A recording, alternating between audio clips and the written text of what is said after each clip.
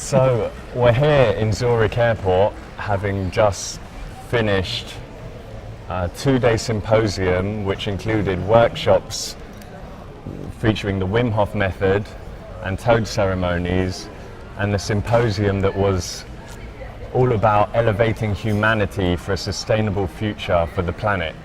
And with me is Terence McKenna. What were your thoughts on the symposium? It vastly exceeded my expectations, actually. When you invited me kindly, I was not sure what to expect. I mean, the topic, of course, was fascinating, but I didn't really know what to expect, and it exceeded my expectations in every way. The presentations were stimulating, and the people were fantastic, and it's always nice to be in Switzerland, so I have no complaints. I would highly recommend it if you do this again. I'll certainly tell all my friends to come. Maybe you'll break even next time. Yeah, I think we just about broke even this time. That's good. Yeah. So you released a book a year or two ago called The Brotherhood of the Screaming Abyss, which was a really open and honest account of your life and your friendship and comradeship with your brother Terence, and it was sometimes brutally honest, and you seem to have like this love-hate relationship with your brother, and he seemed to be like perhaps your best friend, but can really wind you up at times as well.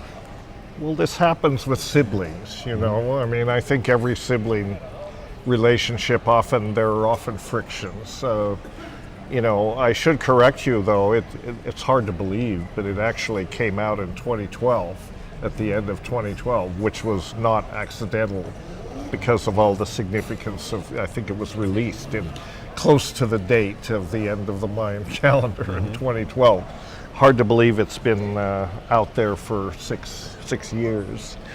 But as far as the contents of the book, I hope it's more loving than not. Most people have said they can sense that it was written from a tender place in my heart, and it was, and I have great love for Terence, but when you're siblings, all the, you know many things out of each other, and even though I mentioned some of our conflicts, that doesn't mean I don't love him.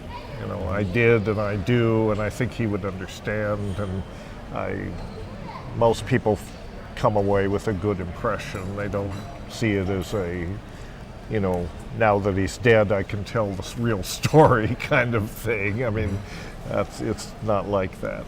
There's something that resonates in it with almost everyone. Yeah.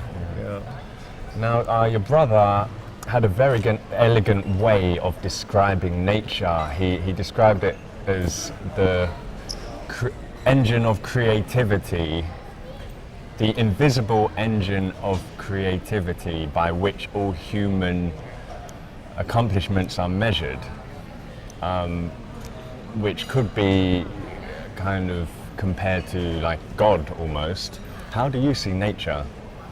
Well, yes, I see it similarly. I mean, I come from the perspective of a biologist, and I see nature, I think that actually, although it's cliched in some ways, I think that the Gaia perspective is how I see it. And the Gaia has now become a sort of cliche for this new age notion about the earth. But if you actually look at the origins of that term, of that idea in contemporary dialogue, it comes from James Lovelock's book, which he's not a new age, he's not new age, he's a hard scientist, a geophysicist. And basically the premises of the Gaia hypothesis is that the reason the Earth has been compatible for life for the last 4.5 billion years is that life is actively participating and making sure it stays that way. Now along comes this very disruptive species, the humans, the problematic primates, I sometimes call us, and we are both the most dangerous thing that evolution has cooked up, and the most promising development and evolution.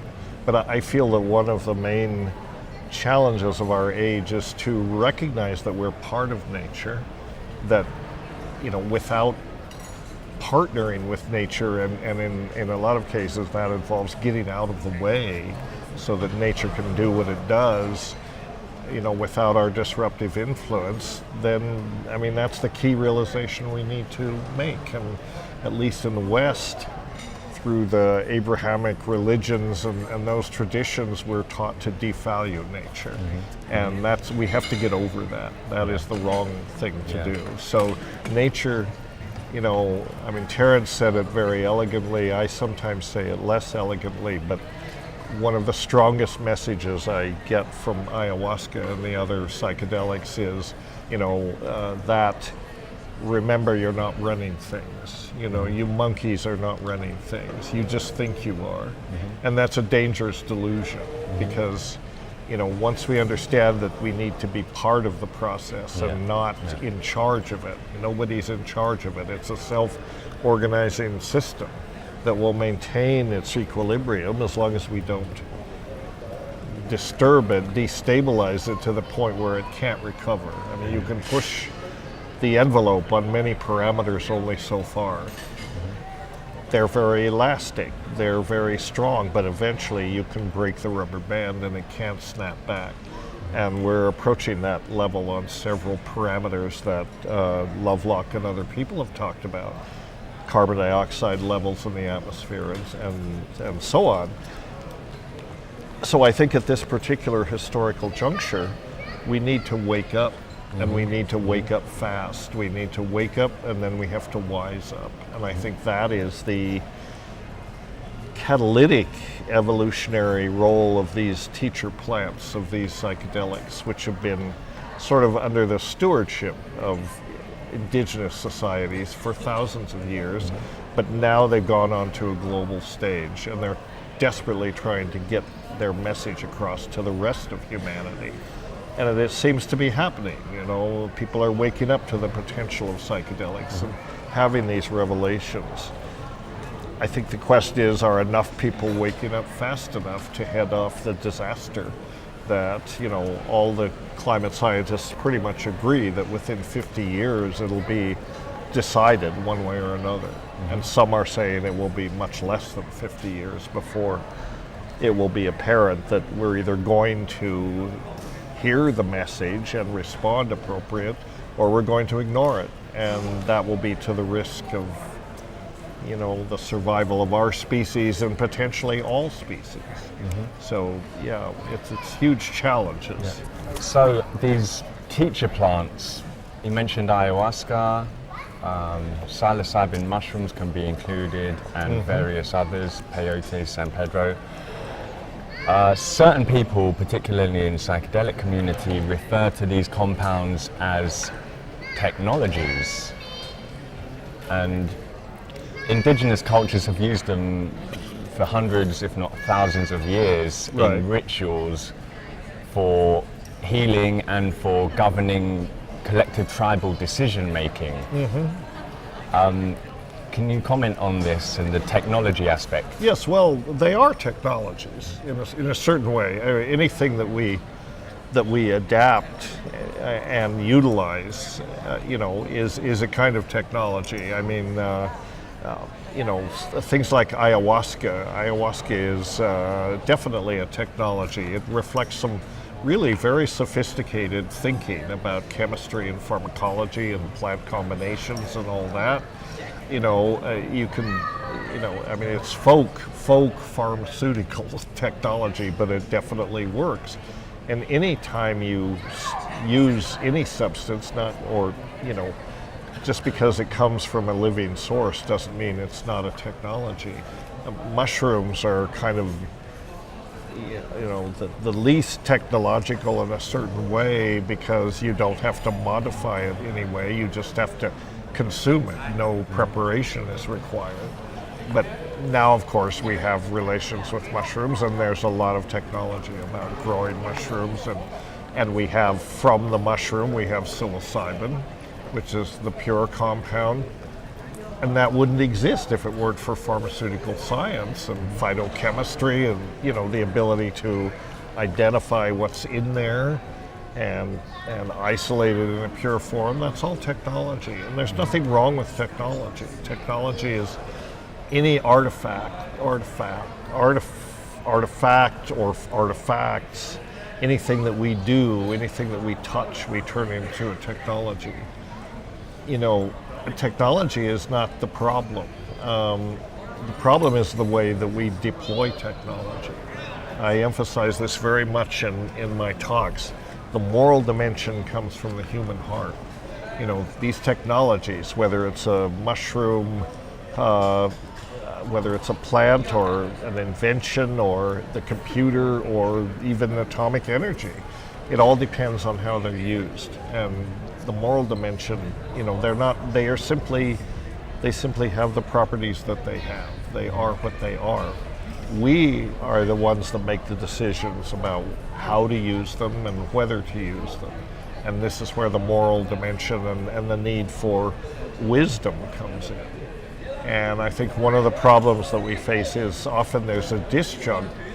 Science likes to isolate itself from the moral dimension and say, well, we're just studying nature and we're understanding things and so on. But then the consequences of science, the inventions that come out of science, technological inventions, can be used in harmful or beneficial ways, and we can't dissociate those things. So I think scientists in some ways have to lead the way in stating that there is a moral dimension how we use these things, much as happened back when they were developing the atomic bomb. The people working on that project, it became clear to them that this was such a powerful technology that potentially it could wipe out, if not life on Earth, at least humanity. And they had, as they got closer to success, they began increasingly to really be concerned about this. So, of course, we did invent the atomic bomb. Thank God we've only used it twice, but it's there, and we have to learn how to not use it, basically, not use it in that way. So that's the issue. It's not, we have gotten ourselves in a situation where we're so separate from nature that we don't value it. And we're so unclear about our actual role in it that we're prone to making mistakes and assuming certain arrogance about our relationship to nature, and that's a mistake. And nature will quickly correct us, and show us the error of our ways, but in ways that will not be without pain. There'll be a lot of suffering if we don't wake up pretty quickly. It seems like at the present time, politics and world leadership seems to be dominated by the teenage male ego. Now, I'm not going to mention any names, but maybe yes. Trump, perhaps. Well, quite so, and this is dismaying. At a time, I would go so far as to say not the teenage male ego necessarily, probably the sixth grader male ego. Even more immature and impulsive, and this is a problem. This is a problem.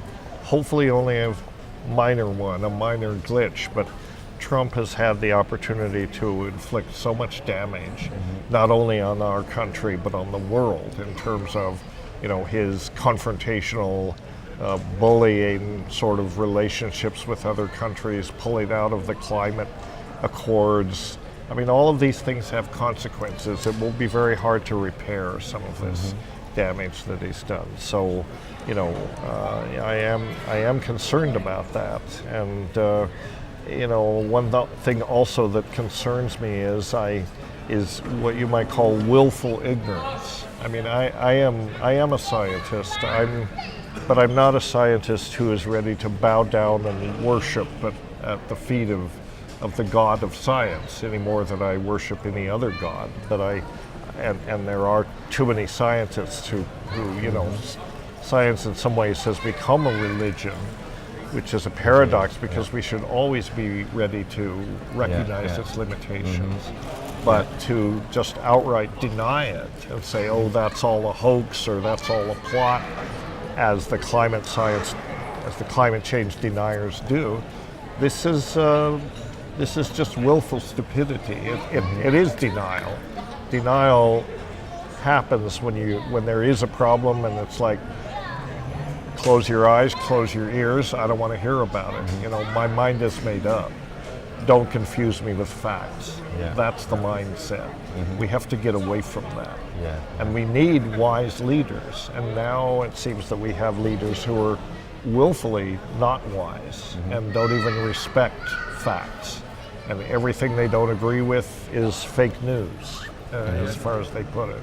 I think we're in this very dangerous media environment where even, it's very hard to know what's fake, what's real, and so we need the benefit of the clarity that the plant medicines can bring to thinking about these issues. I mean, I have really come to the point where and people can call me as a fanatic, and I guess they're welcome to do so, but I've come to the point where I think plant medicines are the evolutionary catalyst that it's the only chance for us to get out of this mess that we're in. So the more people that can be brought to those experiences and find out for themselves, directly from the plant teachers and not from people like me or other advocates. What we do is facilitate the connections. I'm not saying that people need to believe what I believe. I'd say ultimately people have got to learn to think for themselves and in a clear way, and that's what's not going on. But perhaps thinking more from the heart rather than the mind, because that way of thinking is probably what has got us to this crisis point. So perhaps we need to live more from the heart rather than the mind. And I think we have to join the heart and the mind. We have to not lose our mental clarity and our intellectual acuity and ability to think about things, but we need to leaven that with some heart-centered wisdom. I mean, interesting work in physiology and neurophysiology shows that the heart is as innervated as the brain. There are complex neural networks in the heart. We have to get away from these dualisms. We have to realize that the heart and the mind are not separate. We have to learn to make them work in harmony. That's how I feel. And yes, we're very much over on the sort of, left brain, intellect focus attitudes, and those are the lenses we look through. We need to maybe put on the rose-colored glasses a little more often and look through the heart lens. That's agreed. What we need. Fully agreed. We have to practice being better people, being kinder to each other, and being kinder to all species. It's not a complicated agenda. It's just very hard to achieve. Now, I got in a discussion with Sir Roger Penrose 2 months ago about the nature of reality, and it seems like the dominant scientific materialist paradigm is still fully centered around centuries-old Newtonian mechanics. We haven't even incorporated relativity, let alone quantum theory, and non-locality. No one incorporates that into their reality tunnel. But how deep do you think reality goes? Because in science presently, they think they've discovered all the fundamental particles and that there's only 4 fundamental forces. Right.